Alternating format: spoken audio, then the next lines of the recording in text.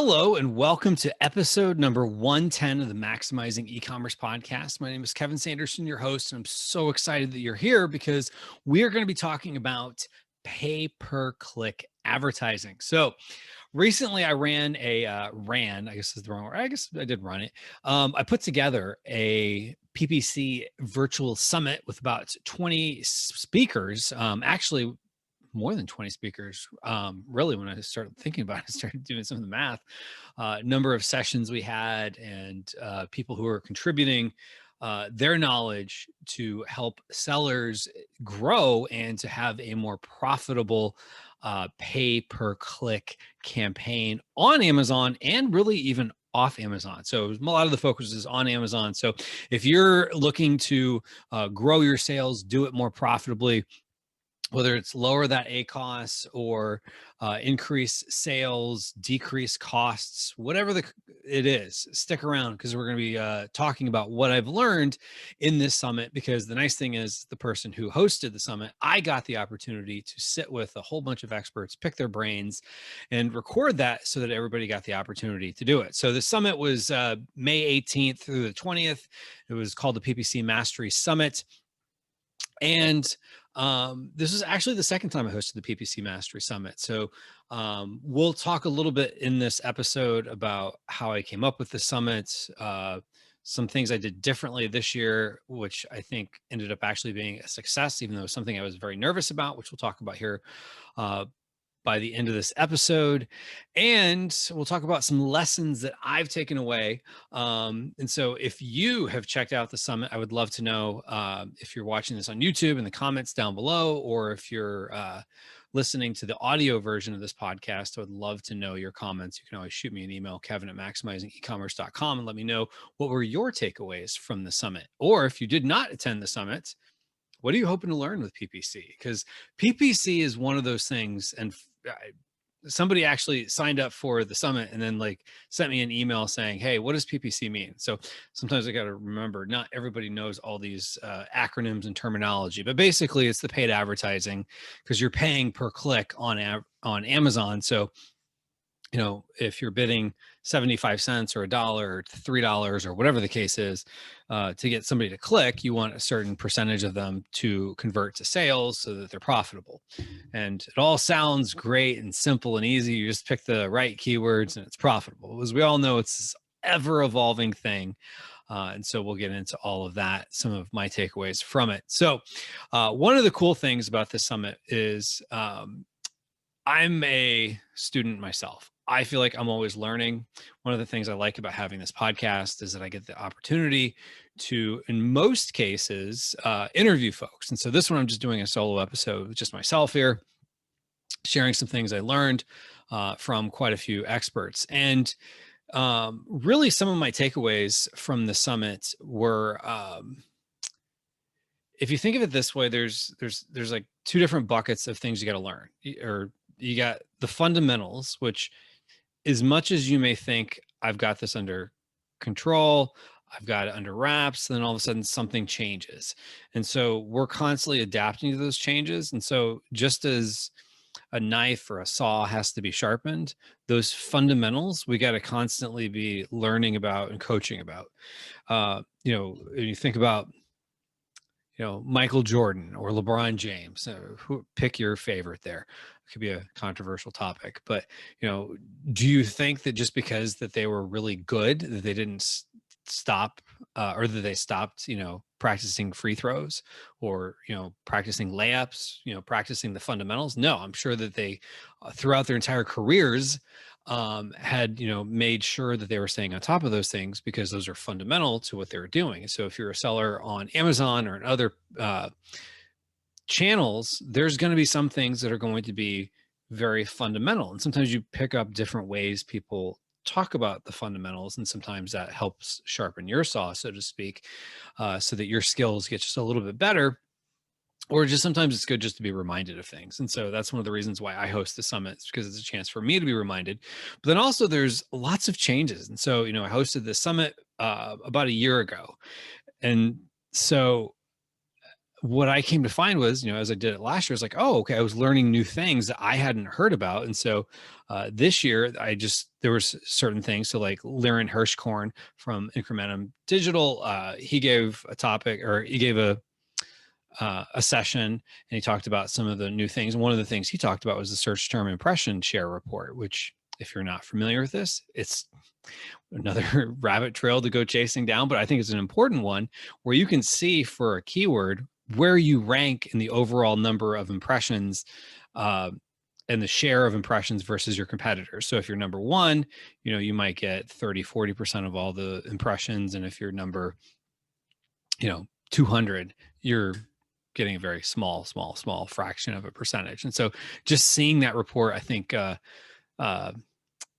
was interesting. And so little things like that, or, a lot of folks were talking about, sponsored display and DSP, which, DSP is the demand side platform. DSP is not the right thing for everybody, but depending on where you are, DSP could be something to look into. Generally, you either have to have like a really big budget that you're willing to, try out DSP, maybe $35,000 a month. If you go direct to Amazon, oftentimes agencies can help you lower that. So we had a few agencies that were represented that were able to help with DSP. So if that's something you're interested in.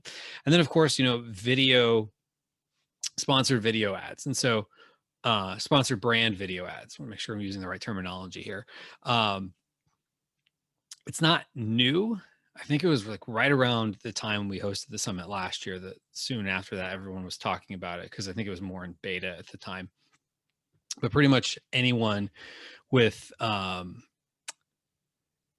registry should be able to have sponsored video ads. So it's definitely something to think about adding into your playbook. And one of the things, before I get into all this, and this is probably a takeaway too, is you only have so much time in the day. And so depending on what your full-time job is, or if this is your full-time gig, then you have more time to spend on it. But even when this is your full-time gig, you start to realize there's so many different directions you could go. So you got to just find the things that are going to be what's going to take you to the next level. Like, where are you now? So if you're at chapter 4 in the book and there's 130 chapters, it's great to know what people are doing in chapter 90. But if you're trying to go from chapter 4 to chapter 7, you need to figure out what's going to get you to chapter 5 and 6. And so that's kind of, I think, the mindset we should have is, where are we now and what's going to get us to the next level? And so a lot of this stuff is great, but some of it is just nice to know that these things are available, and so you can make informed decisions. And I think that's one of the nice things is, and one of the things I thought was really good for pretty much all the speakers was that there was a lot of talk about don't send traffic to a listing that doesn't convert. And that's, I think, an underrated concept with PPC. A lot of times, people talk a lot about, like, here's the tactic, find new keywords, here's how you optimize, here's this new software tool, or here's, a bulk upload file, or here's how you use campaign manager, here's how you do this, da, da, da, da. And it's a lot about the tactics, but it's so important, because if you're just sending a bunch of traffic to a listing that's not converting, you're just spending money on a listing that's not converting. Because if you think of it this way, whether you have a listing that's converting at 5% or 20%, if you send 100 clicks and it's $1 a piece, that's $100 you just spent. Now, if you're getting a 5%, a 5% conversion rate, let's just walk through the math here. So 5% conversion rate on 100 clicks, that'd be 5 sales. A little slow today. So that'd be 5 sales. So let's say your sales are $20 a piece. So that's 20 times 5 is $100. So if you spend $100 to make $100, your ACoS is 100%.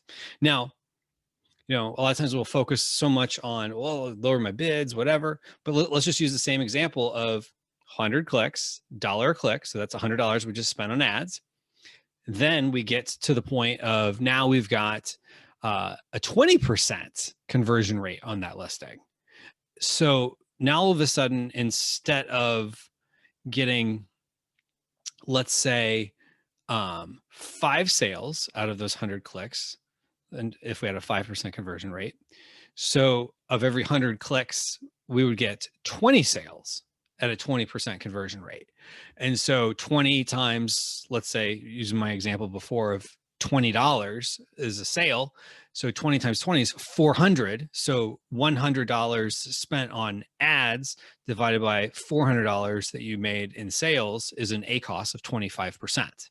So the ACoS was 4 times higher by having a much lower conversion rate. So hopefully that illustrates briefly why conversion rates are so important. And so little fundamental changes with conversions, can make a big difference. And even if you go from, let's say, a 10% conversion rate to a 12% conversion rate, you just increased your sales by 20% on the same traffic. Hopefully that makes sense. So one of the big things a lot of the speakers talked about was don't send traffic to a listing that isn't converting. And maybe there was a time where it was less competitive, and so you could just kind of throw up a listing. But now you really have to focus on a lot of things, especially if you're in a more competitive niche. Now, if you're in I'm going to differ from what a lot of the speakers said. If you're in something that's not super competitive, and let's say, you have products, like you have a wide range of products and, a bunch of different variations, whether it's, let's say you're selling t-shirts, and, you got different colors, and, some of them might sell 5 a week. Chances are there's probably less people gunning for your style of t-shirt or coming after you, especially if the competition's not selling 30 a day and you're selling 5 a week.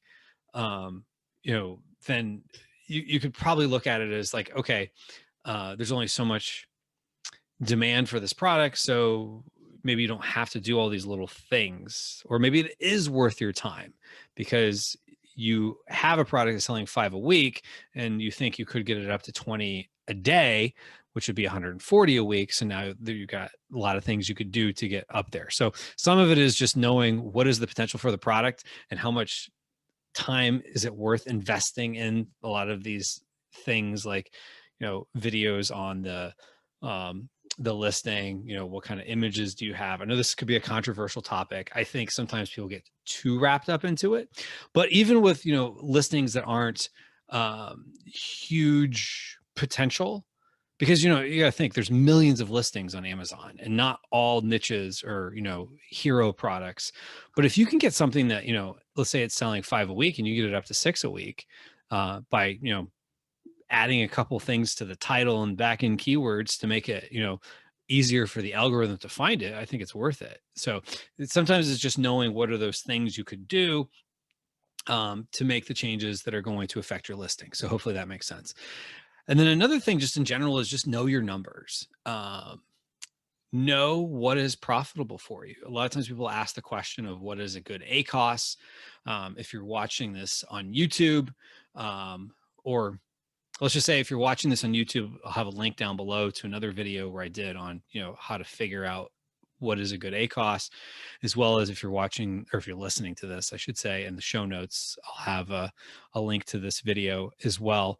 But just know your numbers and know what is your break even. And so that way you can have a sense of like, okay, what does success look like to me? And don't get too wrapped up in, well, I saw someone show a screenshot and they had a, 10% ACoS and mine is 20%, and that's bad. Whereas 20% actually might be too good, because sometimes we could be a little bit more aggressive. And really what I believe it was Mina Elias is one that mentioned this. I think a couple other people mentioned this too, which I agree with this point of sometimes a higher ACoS actually brings you more money because it could bring you more sales. And so at the end of the day, if you were to compare week to week, how much money is going into your disbursement account versus, scenario 1 to scenario 2, look at that. Like, what's going to bring you more money at the end of the day? And so sometimes it is a higher ACoS, sometimes it's not. And so these are just little things you have to test. And the more you know your numbers, the more you can make informed decisions. Then, one of the things that I kind of got feedback from folks, as much as people enjoyed the summit, it was like drinking from a fire hose, just lots of great information, lots of great knowledge. I get excited about, doing summits like this because I feel like I've got all these different takeaways. But, the problem is that sometimes, I did a survey at the end, which I'll talk a little bit more about that survey, but, I did a survey, and one of the things people mentioned was like, okay, what I need help with is trying to figure out how to implement it. Now I have a accelerator mastermind program, which I'll do again in the future. People took me up on that. Some people wanted to do it in the future. Maybe that wasn't the right thing for everybody to do an accelerator, but at the end of the day, people want to be able to say, okay, what do I do with all this? And some of it is you just have to pick something. And I recommend folks,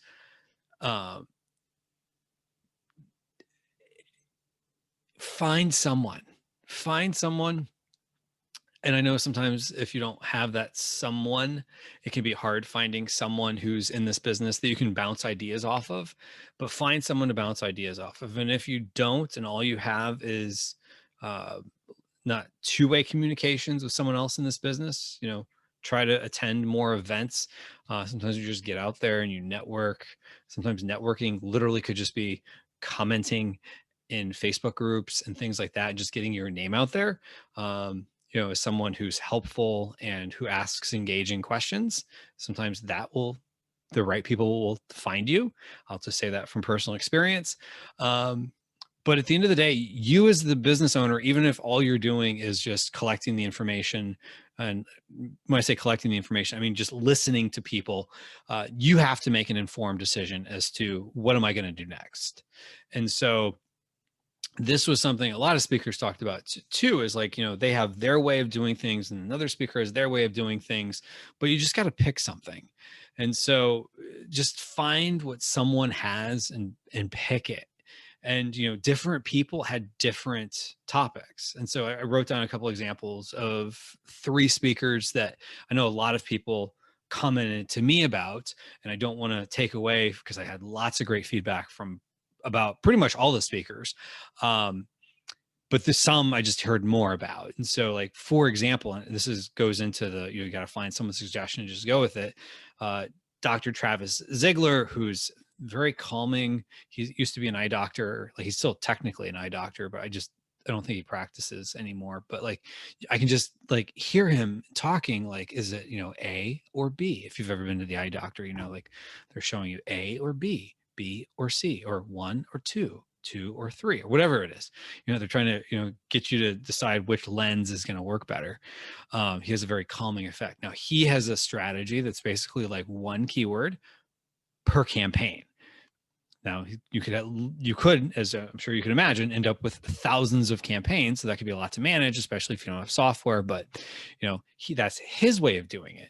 And then, Sharon Evan, she has her way, Sharon Evan has her way of doing things. And, some people, gravitated to hers, and she's not running an agency. She's someone she has a YouTube channel, which I recommend checking out if you've not before. And she, has her advice on things.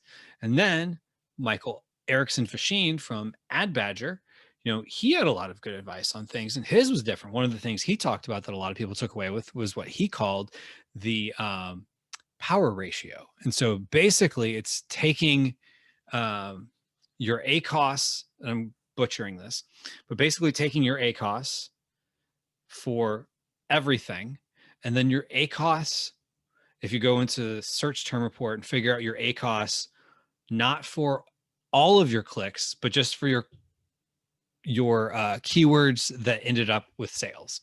So if you filter out anything that had 0 sales and you figure out what is the ACoS, if you can imagine that spreadsheet, if you do the filter in Excel, you got the little drop down, filter out anything that, the number of units is 0, take that out.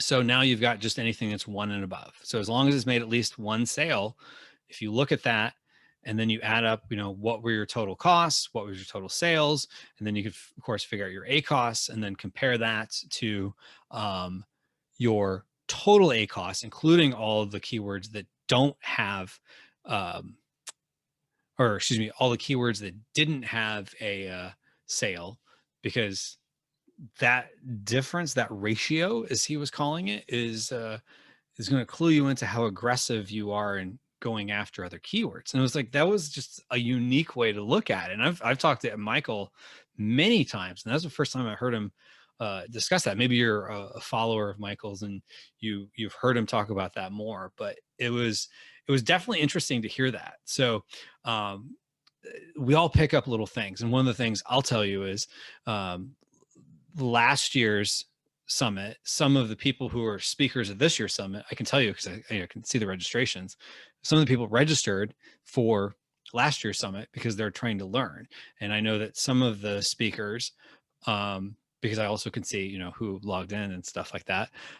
Some of the speakers, were very engaged in following other speakers and seeing what they had to say. And, maybe some of it is people in the PPC focused industry are very much all about, okay, what's the other person doing? And some of it is just that, general curiosity and wanting to learn. So we're always learning and growing. So, I've heard people sometimes say, oh, I know all this stuff. Well, I challenge you to say, do you really? Because if you can just pick one little golden nugget of information, it's going to be worth your while. And so I challenged all the speakers to, basically every single person who purchases a ticket to the summit should get 100 times value what they paid. And overall, we got really good feedback from people. So now to kind of give you a little bit more kind of behind the scenes with the summit, which I think is kind of exciting for me. Wasn't 100% sure if I was going to share some of this stuff, but I think there are lessons for e-commerce sellers. So if you're selling something online, what I'm going to share with you here, I think will be beneficial for you to know some of the behind the scenes nuts and bolts of how I put together the summit. So last year when I did the summit, I had about 500 people. It was free to attend and you could purchase the recordings. In this case, it was $7 to attend. And so that would give you access over the dates of the summit. And last year, about 8% of the people that purchased, 8% of the people who registered for the free ticket purchased the recordings. And 8% is decent for that model. Just as I listen to other podcasts about e-commerce and Amazon, I also listen to podcasts and follow folks for hosting virtual events. And I know that for that model, 8% is actually pretty good. However, it was much higher. Like it was in the range of about 4 to 5 times higher percentage of people upgraded to VIP. And I think some of it is because, and I've got more data to back up what I'm about to say here, that when we pull our wallet out, we're saying to ourselves, I'm engaged in this. And so I found people were a lot more excited about the summit. And so what was interesting was I found, this is a little bit of a mea culpa, I kind of went with some of the ways I ran summits before. So this is the 4th summit I hosted. Basically last year I ended up doing the PPC Mastery Summit because I was wanting to do in-person events, but couldn't because of COVID. It was basically putting together, we were just about to start marketing Brand Accelerator Live with my buddy Scott Volker, and COVID hits. And so we had to start looking into other things. And so I decided I want to go do some virtual events. And so I started following some people and learned that model and put something together. And that's how I put together Brand Accelerator, that's how I put together PPC Mastery Summit in 2020. So this year, I now have basically the same summit and I can compare the two. And so this year, there was just a lot more energy. So here's my mea culpa, as I was starting to talk about. I assumed the ratio of people that log in and things like that, and the customer service stuff would be about similar to what I was used to. I was wrong, because I think people put more effort into pulling out their credit card, they're telling themselves, this is something I'm interested in investing in. As I think it's Seth Godin once said, and I'm probably butchering this, the difference between 0 and a penny is larger than the difference between a penny and $1,000. Because once someone has spent, then it's just, a certain level of value. Whereas to get someone to actually become a customer is a whole different ball game. So once they become a customer, they're more likely to upgrade to other things. And that happened here.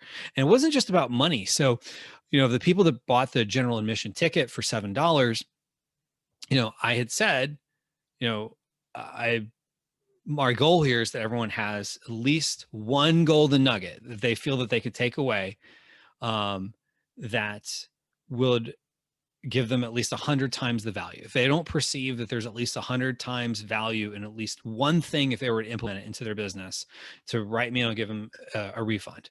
And honestly, I only had one person ask for a refund on general admission ticket. And there's a little bit of an asterisk here because he actually bought it twice by mistake. I guess he didn't realize he had bought it and used 2 different email addresses. So then when he realized he bought a ticket twice, he actually asked me to give him a credit for the general admission that he paid for towards upgrading to VIP. So I guess it's not really a refund request. And so that was kind of interesting. And then I'm trying to think what else. And we had one person who bought a VIP ticket, like at the very, very, very end, decided it wasn't for him. Like I had actually turned off general admission at that time. So, but I think he kind of came in at the very last minute, and the way I had it structured was a little off for someone in that regard. But overall, with 600 people, and really very few people asking for refunds. But on the front end, it was a little nerve wracking because going back to the customer service thing, people are trying, because they're so, I think there was just more excitement. So like the comments people were making on social media were more that they were really excited about this and wanted to learn. And so people were, leaving comments on social media. People were writing me, they're having, challenges with logins. Now, if you've ever dealt with, members areas, like if you have a members area where there's a people have to log in, there's always challenges. So for example, I use a company called Kartra. It's basically, we'll say it's a competitor of ClickFunnels, which would be more well known, but basically and I have this frustration as a customer, so I get it. So as a customer of someone who's purchased digital products and gone into, members areas where you log in to, access whatever, course or information you're trying to get to, there's always, I don't know what it is. This is just a little bit of a rant here, but every members area company, it's like the last thing they think about is the login experience. And it's always a debacle. And so what ends up happening is, people have, maybe their browser saved a password, because mine might be like, let's say maxecom.kartra.com, and then someone else might be, let's say Jimmy's website.kartra.com, but the other username and password was saved into their browser, but mine's a different username and password, but they're both Kartra is the domain. And, whether you use LastPass or, Google Password Manager or whatever, most of them they only recognize the domain. So this throws it off. And so a lot of people, need help with that, or just other login stuff. And, once people get their login, then they're happy. But when they're not and they're having frustration, so I've already hired someone for the next go around. I'm like, okay, here's the first day, because it's always the first day and the second day, but mostly the first day where people have the most issues with logging in because they're excited, they want to get going. Now, what's interesting is, in addition to, more people upgraded and more kind of sense that people were excited to get into the sessions. And then, once they're in, they're happy because, didn't really have hardly any refund requests. One of the things I noticed is I went back and I looked at some of the data. So I host a lot of the sessions in Vimeo, and in Vimeo, I can look at my stats. And last year, the average person who registered for the free ticket watched approximately 2 videos.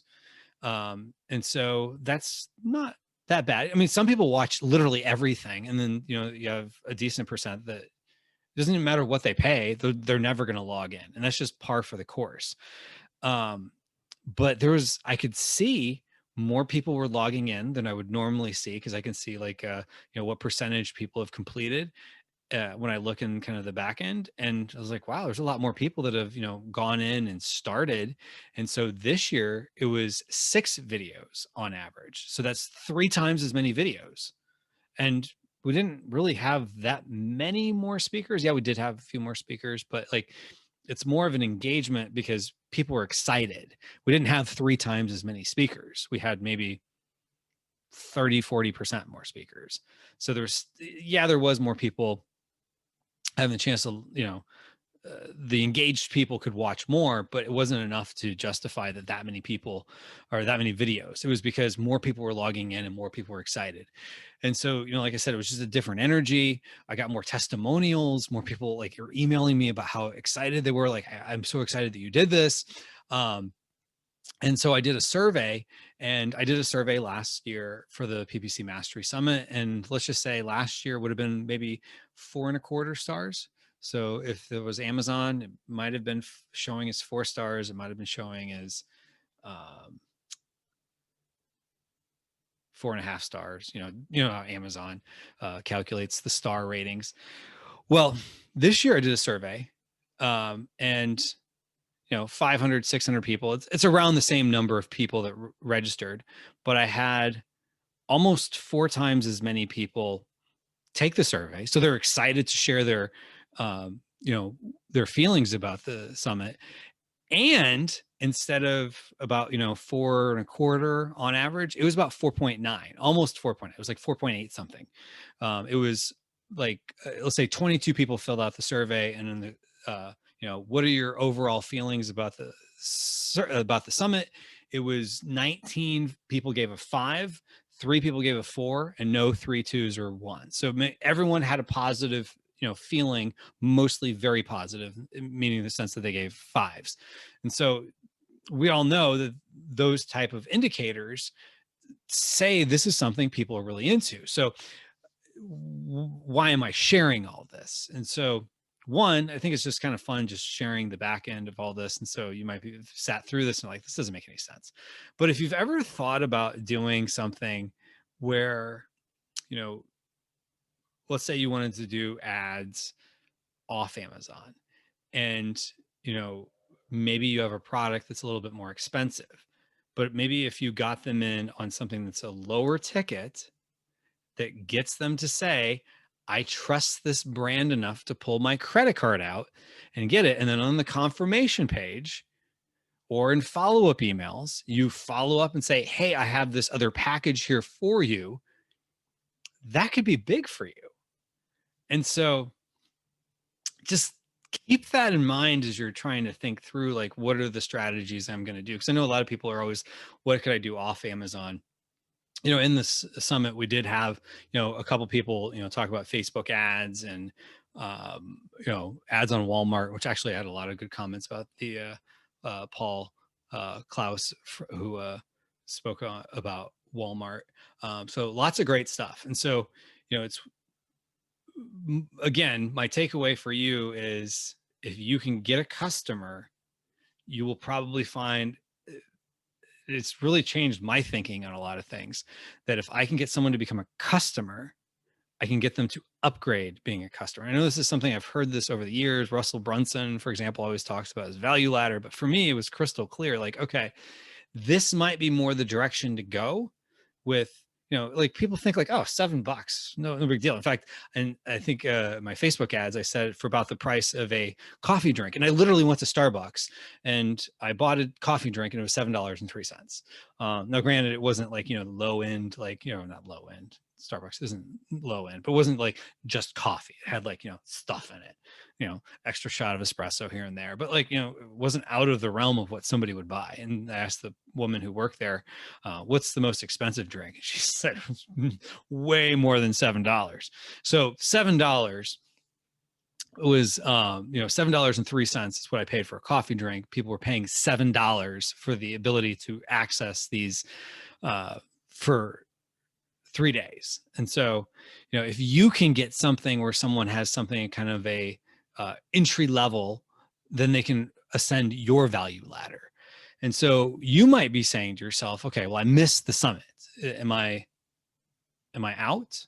No, because here's the fun announcement for me. So I have decided I'm going to test this. So you might be listening to this or watching this in the future, and this might not be available. But for now, because, hey, I figure you might as well keep testing things. I want to see how this works.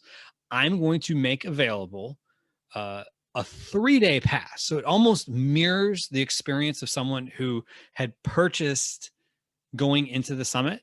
So let's say if somebody purchases, Friday at 3:00, they would have, till, 72 hours later, they would have access to everything. And then they can upgrade to VIP to have, lifetime access. So you can for $7. And I'm going to leave it at $7 because that seemed to work because, $7, if you got $7, literally, like if you've not signed up for the summit, you could get so much takeaway. And I know I shared some stuff, but like it's hard to equate all the things that were available. And so, if you got 3 days, you want to just check it out, great. For $7, I see no reason that you wouldn't have, like I said, at least 100 times value. If you were to say, I will implement at least one golden nugget of information. If you don't, email me within a couple of days of when you finished the summit, and I'll give you your money back. I'm not trying to keep anyone's money. In fact, what I will say this is, if you're saying, but I want to have the convenience of keeping it around, here's a little insider tip since you're listening to the podcast. On the thank you page, this is a little bit more kind of share with you the funnel. There is you can upgrade to VIP that has the lowest price. So if you come back later on during the dates of your 3 days, it will be more expensive. It will still be less expensive, if you buy it 2 days after, if you upgrade to VIP 2 days after, purchasing your 3-day pass. But it'll still be less expensive than if you waited like, a week later. So it's going to be timed. So, so there is some level of urgency, but the best urgency is the best price, and the best bonuses are on the thank you page. And I won't share too much about what those bonuses are, so I can change them if I need to. But that is something I definitely recommend checking out. And if it's not what you're looking for, no hard feelings. If you're like, hey, that's great, $7, just do it. All you got to do is go to ppcmasterysummit.com. There'll be a link in the description and the show notes where you can, grab your your $7 3-day pass. Make sure I'm clear about that. So it's for just $7, you can get a 3-day pass that will share with you. You get access to all the speakers, and each day we'll add more speakers for you to watch and check out. And, like I said, people really love this summit. And so I'm like, this has me testing out new things. And so maybe this doesn't work. So maybe I take this down. Maybe it's not worth, the model doesn't work the same afterwards. And I have to come back and say, hey, this didn't quite work the same. So just do live type events, meaning, over the dates of the summit it works. But, for something like this, I'm going to test it out as an evergreen funnel. And maybe we'll have another powwow if people were interested in sharing the results of that. So if that sounds like something you're interested in, you like PPC, just head on over to ppcmasterysummit.com and again, grab your 3-day pass for just $7. Basically the cost of a fancy coffee drink at your favorite coffee house. So anywho, I'm going to leave you there. And again, if you attended the summit, I'd love to know about what you learned in the comments. If you're watching this on YouTube, if you're not watching this on YouTube, head on over to YouTube and subscribe. But anyway, I wish you the best in your e-commerce journey. Take care.